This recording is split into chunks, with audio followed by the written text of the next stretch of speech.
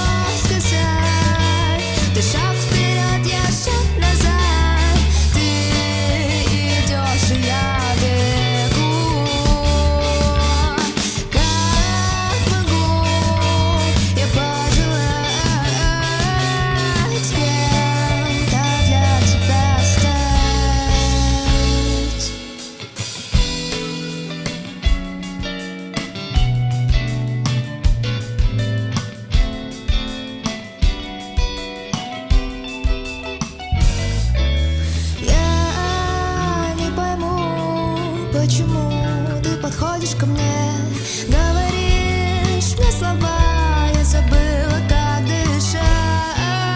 Никогда это не будет больше, чем слова. И все это просто так. Что сказать? Ты шаг вперед, я шаг назад.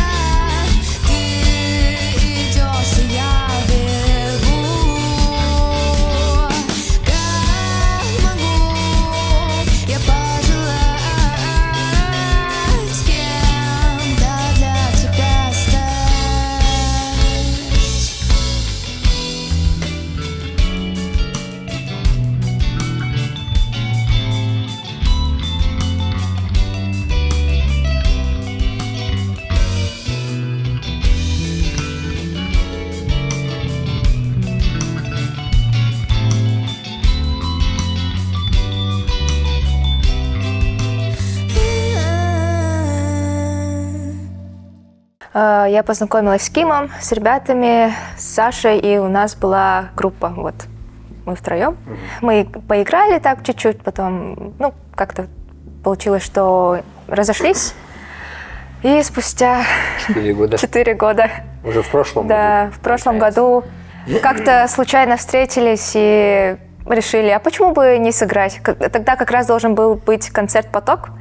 Мы как-то навеселее собрались и такие, а давайте сыграем. Разок. Всего Было. один раз.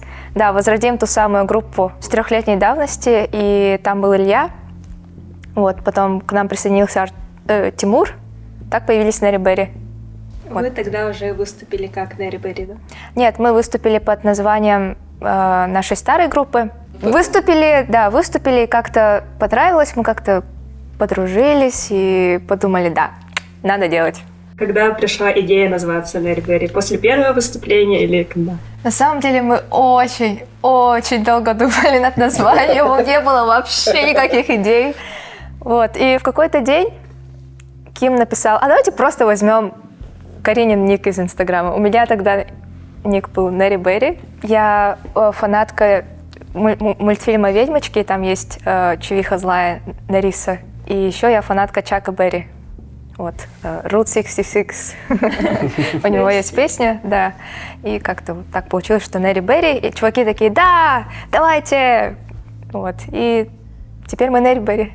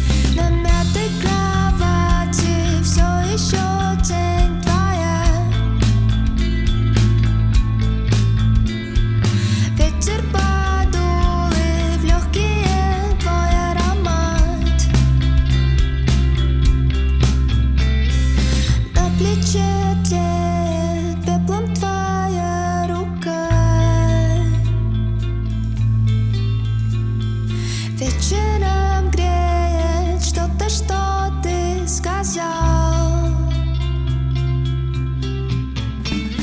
Я буду с тобой, даже если не буду, я не забуду. Я буду с тобой, даже если не буду, я не забуду. В темном шкафу спрятались вещи твои, выцветшей пленкой на стене спрятался ты. Там засыхают цветы, что ты мне подарил. В письме обещание о том, как ты сильно любил. Я буду с тобой, даже если не буду, я не забуду. Я буду с тобой, даже если не буду, я не забуду.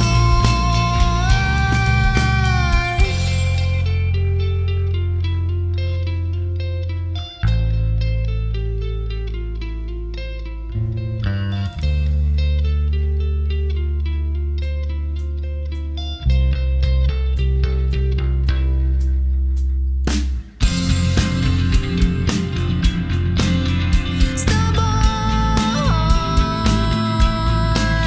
с тобой,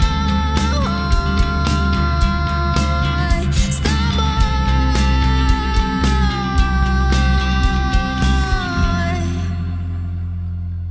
Очень удивительным было для меня то, что после того, как мы первые несколько треков выпустили, что ли, было такое, что человек какой-то из зарубежья, из Америки, что ли, нашу песню выложил себе на канал. По типу, я так понимаю, что это чтобы западная аудитория это услышала. И потом мы еще попали в пару ютубовских плейлистов, вот, которые вот включаются, вот эти, как это называется, как эти лоу-фай плейлисты ютубовские, вот по типу такого мы что-то попали. Это было очень удивительно. Фан-факт. Первый наш рилс, который залетел на 100 тысяч просмотров, мы сняли супер спонтанно. Супер спонтанно. Мы буквально закончили репетировать, вот, и у нас уже была, по-моему, эта идея вместе уместиться в кадр с инструментами, сесть и сыграть фрагмент. И мы такие, давайте сейчас снимем, давайте. Мы побежали к Илье домой сразу, взяли свет, камеру, побежали там, подумали под локацией, small talk, все, едем small talk. Приехали, все поставили, там люди сидят, кушают, разговаривают. Мы просто залетаем в small talk, посередине зала ставимся, садимся, снимаем. Все. Самое смешное в том, что я вообще стоял и работал, между прочим. Да, он тогда был на работе. Я стою, работаю, они мне пишут, готовься, через 5 минут будем. Говорю, к чему готовиться вообще? Мы несем инструменты, сейчас будем делать рилс. Я говорю, я сижу, но я стою на работе, типа я работаю. Это было весело. Это было спонтанно, очень спонтанно. А как вы тогда создавали ваш первый клип «Не могу»? Клип «Не могу» — это не наш первый, это наш третий по счету. И каждый из клипов делает разные люди. Вот первый клип был нарезан из кадров из нашей жизни мною. Второй клип сняла наша подруга Саргалана. И вот третий клип тоже снимал наш друг Егор Найнохов. И мы просто предложили ему, хочешь снять нам клип? И он такой, давайте. И потом, спустя пару месяцев, мы отсняли его. Очень щепетильно подходил к этому процессу Егор Найнохов. На самом деле мы сняли гораздо больше, чем в клип вошло. Но кто знает этих режиссеров с их взглядами. Да, конечно, мы очень ценим, что так помогают безвозмездно. Довольно хорошая работа получилась с этим клипом. Плюс рэп. Можно еще упомянуть то, что первый клип, большинство кадров было снято в Улан-Удэ, вот, в Бурятии. Мы в прошлом году, в начале лета, ездили туда на конкурс, боролись за 1 000 000 рублей. Да, но на самом деле туда приехали артисты уже там с релизами, у них там уже соцсети есть, да, а мы приехали туда буквально с одной демкой.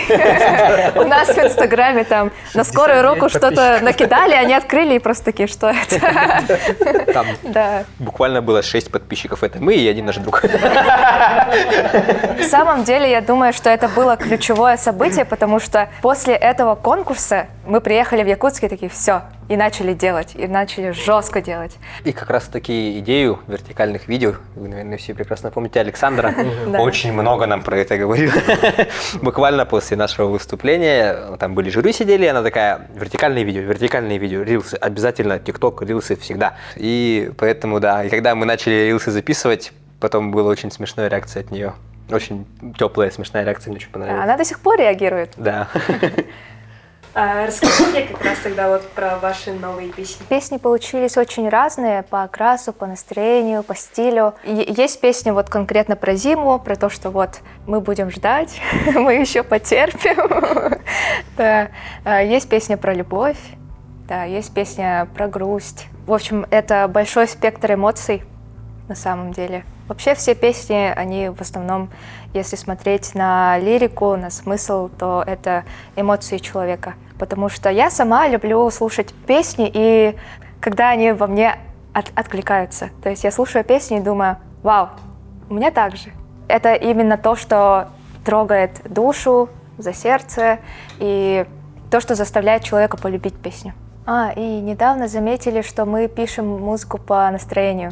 Этой зимой мы пришли на репетицию, ну вот глубокая зима, середина, да.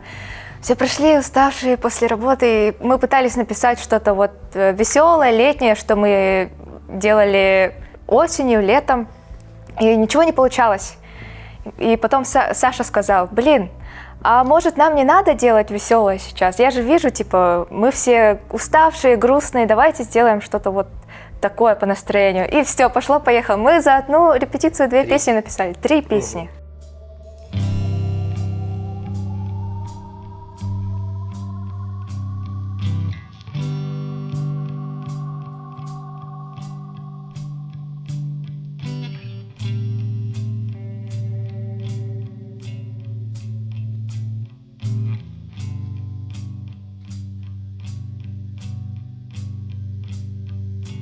Мой дом — это не мой дом.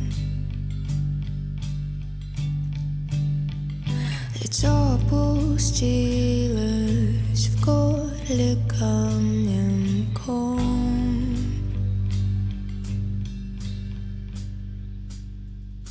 Ветер в груди не затихает.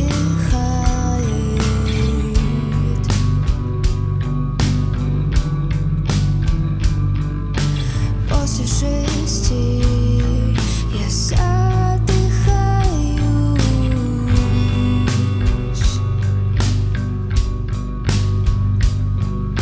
Вопросы звучат в голове без ответа.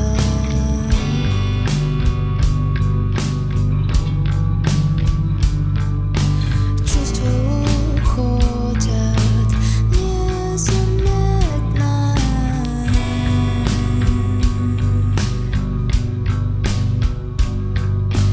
Утром темно, ночью тоже.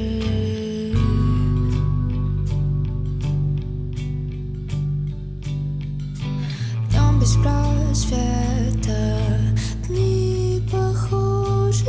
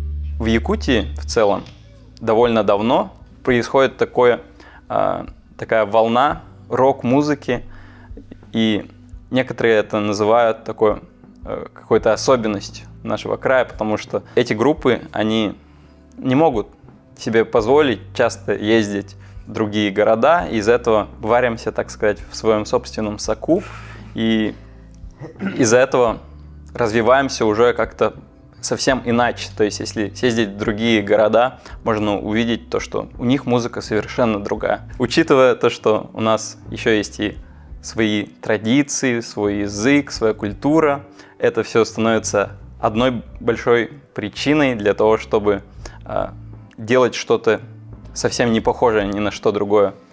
По некоторым мнениям, группы, которые сейчас находятся в Якутске, они уже давно переросли уровень такой локальной сцены.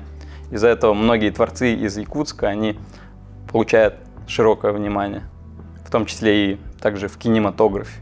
Факт в том, что когда был первый Холбон, я стоял, смотрел, как ребята выступают, в том числе вот эти два прекрасных молодых человека. Я стоял, смотрел и думал, я хочу когда-нибудь так же выступить. Я тоже такое было. Да. Проходит сколько? 3 года прошло. 3 года прошло, я именно хотел сыграть на летнем фесте, на летнем Холбоне. И мы вот в этом году, в прошлом уже году, сыграли. И это было круто. Это вызвало очень много лютых эмоций. Ну, это реально круто. Вот когда Холбон только начал проводиться, ты стоишь у сцены и такой, я хочу быть там. А потом в другое лето уже стоишь и трясешься на этой сцене. Вокруг вас уже образовалось сообщество, некая фан-база, и у них есть вопросы. Как раз про мерч. Когда мерч? Ну, мы хотим сделать качественно. Мы хотим сделать хорошо, чтобы это и принты были хорошие, и рисунки были хорошие, поэтому это все в разработке сейчас. Это сейчас стоит одной из главных приоритетов, так скажем, на данный момент. Поэтому скоро будет, надеюсь. Очень надеемся, вы не скоро. думаете, что мы там просто сидим такие, зажали мерч? Нет, никакого мерча не будет. Мы постоянно в процессе обдумывания, кидаем идеи, обсуждаем все это, прикидываем, как, где, за сколько, что. Вот, так что, скоро. Еще очень интересный вопрос вам задали фанаты. Если бы вы могли выбрать только одну песню, чтобы она звучала во всех фильмах и сериалах вместо саундтрека, то какая? Smells Like Teen Spirit. Yes, да. Погоди. Наша песня или вообще? Smells Like Teen Spirit. А у нас есть мем. Как-то подошел к нам Леша Скутурар, и он подошел и сказал: если бы вся музыка, которую вы бы слышали, была бы Smells Like Teen Spirit, но вам за это вы дали бы очень много денег, вы бы согласились на это? Это не он случайно вопрос там задал? Сколько надо заплатить? И чуваки такие, давай. Давайте тогда выберите из якутских песен. Собо? Да, я только что подумала. Собо. Песня «Костюбят мечар» мне очень нравится. Элемент Саудас, по-любому. April Song. Для Прям меня это April Song. для фильмов прям. Прям вообще саундтрек вообще прекрасный, да. Если из своих, то какой трек? Скорее всего, в твоей голове. Очень нравится эта песня. Особенно инструментал. А мне очень нравится гитарохромия. Я бы вообще никакую музыку не взял бы, чтобы реально один трек звучал постоянно. От любого трека можно устать. Но пока что мне очень нравится песня «3 на 3».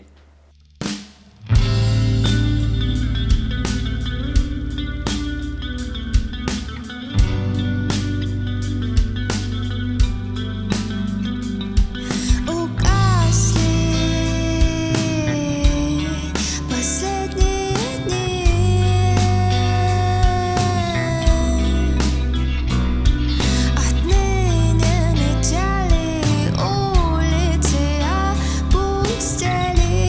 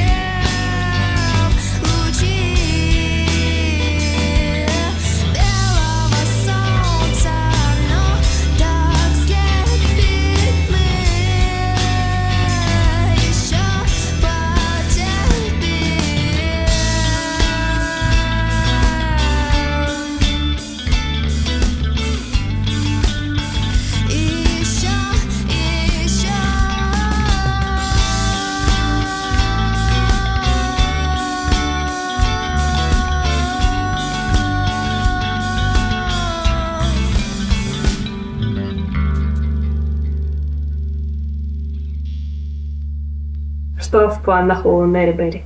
Очень много всего, вы не представляете. Слов в мире столько нету, чтобы описать то, сколько у нас планов есть. Скажем про саундтрек, ну, просто намек. Ну, можете да. ждать появления нашей песни, наверное, в одном сериале, который должен скоро выйти в этом году, как минимум точно. На стриминге. На стриминге. Что бы вы посоветовали начинающим музыкантам?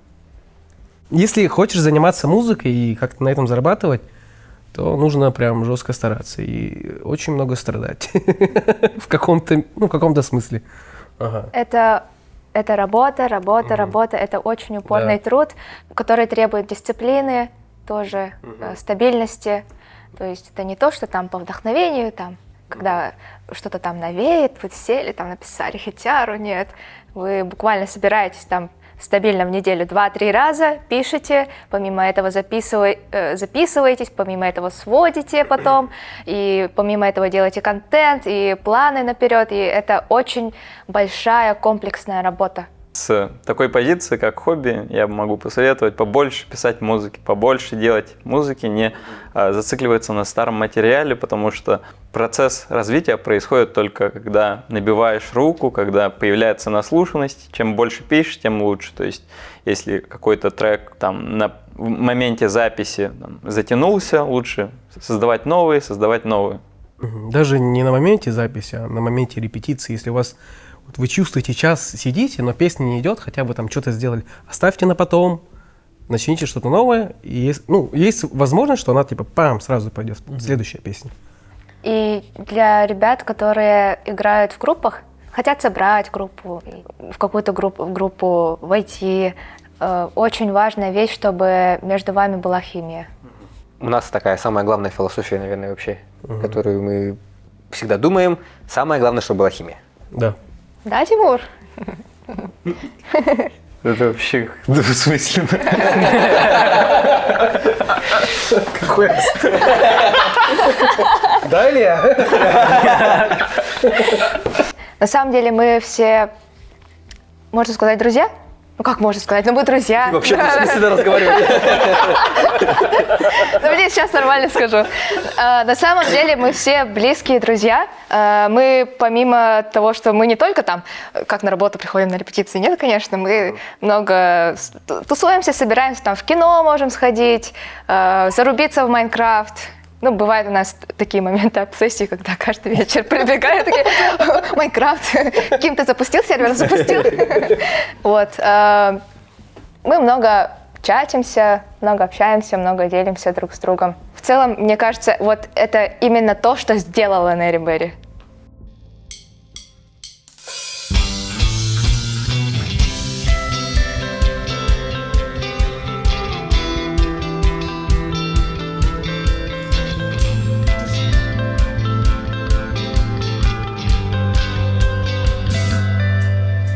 Красивые глаза и голос будто шепчет цветущая вишня. Просто посмотри на меня. Слова